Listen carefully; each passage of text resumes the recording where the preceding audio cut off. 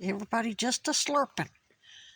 I sprinkled several handfuls of the black oil sunflower seeds for birds. And they're so quiet, intent. There's thousands of them. And this is the best behaved they've been all night. Because they smell them. And I think they eat them whole. I think they just crunch everything, the shell and everything. Because when they're done, there's not a bunch of shells out here. Like all the shells you see out here, that's from the birds and the squirrels and the chipmunks. They hoard it in their mouth and take it back to their den, but the squirrels and the birds leave the shell. These guys don't. There's no shells. They're eating everything. They love them. And for $6 for a 5-pound bag, that's a lot of satisfaction for these guys. For not very much, it's a nice little treat. Half the time when they come here wanting food, they just want a snack. See if there's an easy meal to be got. They're really not hungry. Now, Tater, I've got to fatten up, and I've got to fatten up Foxy.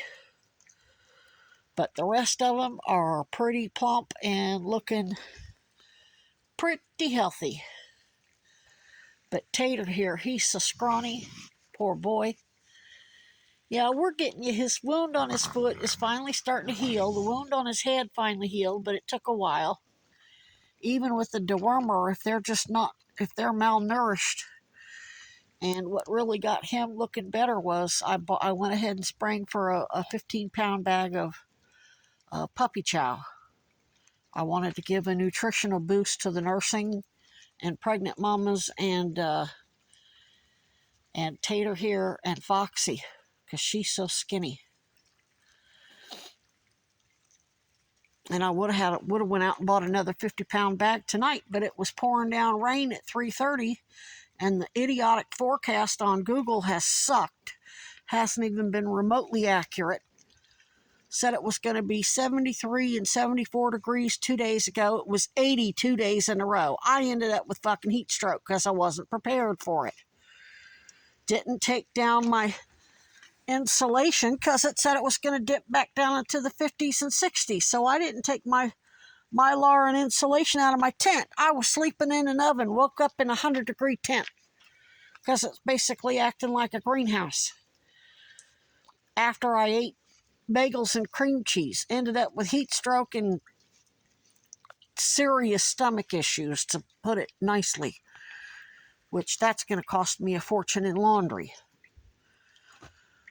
Had to find a place to bathe.